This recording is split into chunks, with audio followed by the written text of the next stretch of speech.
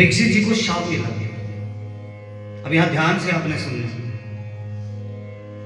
शौनक जी ने कहा, गुरुदेव, परीक्षित जो थे, परीक्षित एक धर्मी राजा थे, भगवान के बड़े भक्त थे,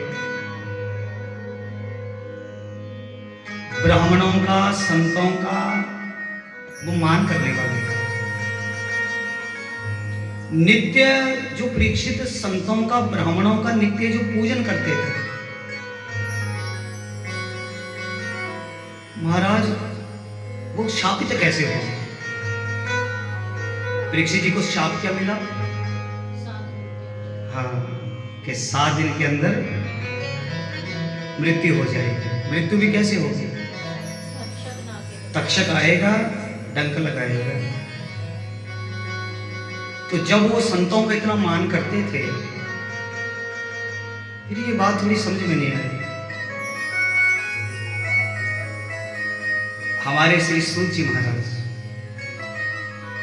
सूत जी महाराज कहते हैं, शौनक, देखो ये गोविंद की लीला है, उन्हीं का ध्यान हम कर रहे हैं, उन्हीं की चर्चा हम कर रहे हैं। तो यहां सूत जी महाराज कहते हैं कि परीक्षित की कथा को सुनाने की आवश्यकता नहीं है। कथा किसकी है? कथा तो गोविंद की है। तो गोविंद की कथा में देखो, परीक्षित की कथा को सुनाने की आवश्यकता नहीं है। लेकिन शौनक, परीक्षित की कथा से ही कृष्ण कथा प्रकट होती है। बोलिए नारायण भगवान की। इसलिए परीक्षित की कथा को सुनना आवश्यक है, क्योंकि हमारे ठाकुर जी की कथा तो वहीं से प्रकट हो। तो देखिए यहां परीक्षित जी का जो संबंध है वो महाभारत से। महाभारत का युद्ध हुआ, अब धर्म की विजय हुई, अधर्म का नाश हुआ। अब यहां कौरव पक्ष से महाभारत के युद्ध में देखो कितनी अक्षौणी सेना लड़ी, कितने दिन महाभारत का युद्ध चला। तो अगर थोड़ी चर्चा करें ना, तो महाभारत में 3 बातें कॉमन हैं, समान हैं। और 3 बातें समान कौन सी हैं? पहली बात देखो कि महाभारत का जो युद्ध था वो 18 दिन चला, और महाभारत के युद्ध में 18 अक्षौणी सेना ही लड़ी। और तीसरी बात है कि हमारी श्रीमद् भगवत गीता के 18 अध्याय हैं। अब यहां जो कौरव है, कौरवों के पास कितनी सेना है? 11 अक्षौणी। और पांडवों के पास कितनी है? 7 अक्षौणी। लेकिन जीत जो धर्म के पथ पे चले थे, लीला तो ठारी ठाकुर जी की थी। करे करावे अपने आप, बोले जय श्री कृष्ण, के करे करावे अपने आप, मानुष दे के कुछ नहीं हाथ। और लीला रची, और कहते हैं कि इतिहास का इतना बड़ा युद्ध है कि अगर पुरुष आबादी की बात की जाए तो 70% पुरुष आबादी समाप्त हो गई। माटी का रंग भी जहां युद्ध हुआ, माटी का रंग भी लाल हो गया। अब यहां कौरव पक्ष से 3 बचे। वो 3 थे, अश्वत्थामा, कृतवर्मा और कृपाचार्य। इनकी मित्रता जो थी, इनकी मित्रता दुर्योधन से बड़ी थी। और आज दुर्योधन का क्या हाल है? जंगा टूटी है और कुरुक्षेत्र के मैदान में पड़ा है। बोले राधा कृष्ण भगवान।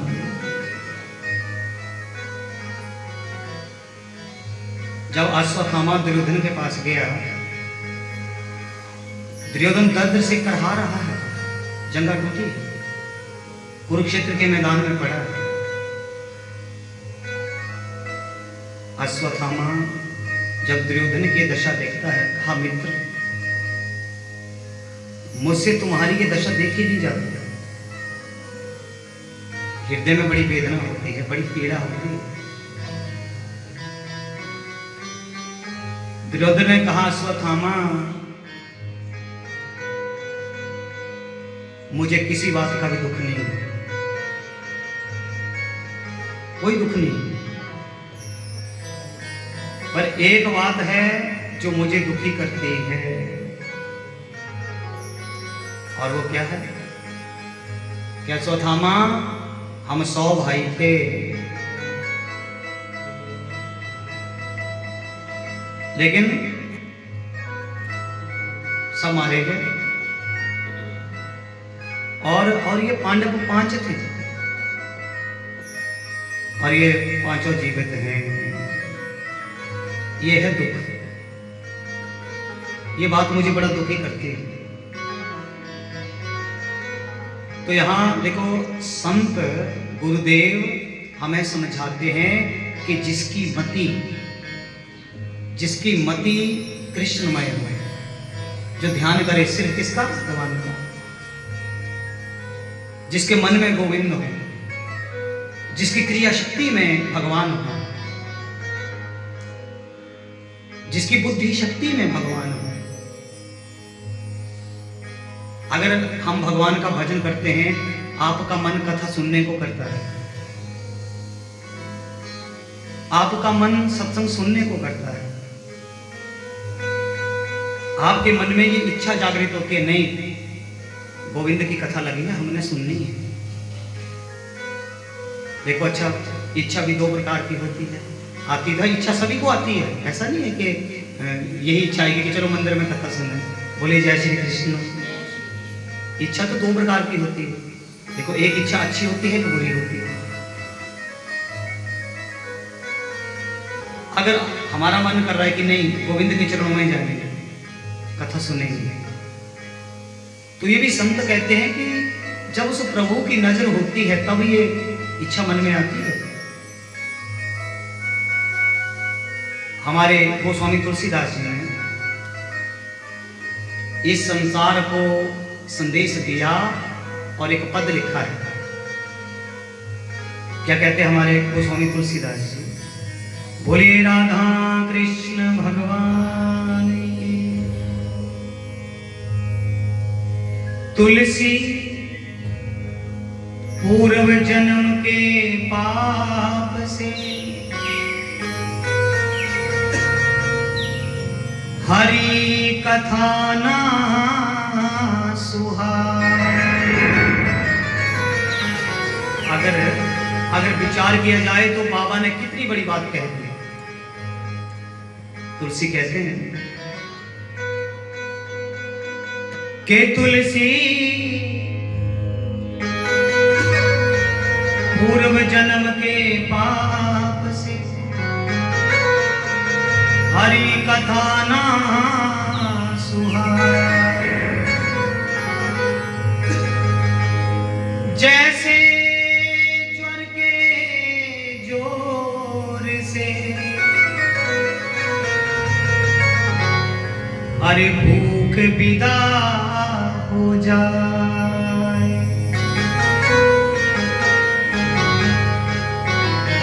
बोले राधा कृष्ण भगवान।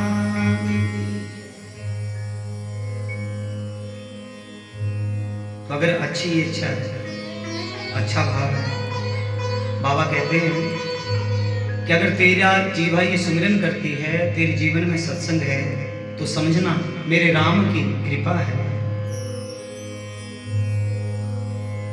कि पूर्व जन्म के पाप से हरि कथा ना सुहाए, जैसे ज्वर के जोर से,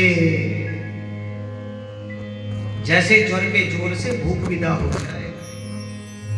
आप विचार करना कि अगर हमारी इस देह में, शरीर में अगर फीवर हो, बुखार हो, देह हमारी तप रही है, तो हमारे सामने आप खाने के लिए कितना भी अच्छे व्यंजन रख दो, ईमानदारी से कहना खाने को मन करेगा? बोलना पड़ेगा, चाहे वो कितना भी अच्छा हो, नहीं करता मन, बुरा लगता है। और अगर कोई जबरदस्ती करे तो मन ये करता है कि उठा के फेंक दें। बोले जय श्री कृष्ण। तभी बाबा ने कहा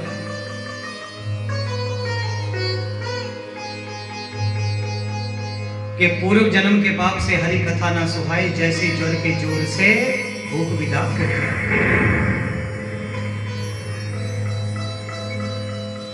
अब देखिए, दुर्योधन जिसकी जगह टूटी है कुरुक्षेत्र में पड़ा है, लेकिन विचार क्या करता है?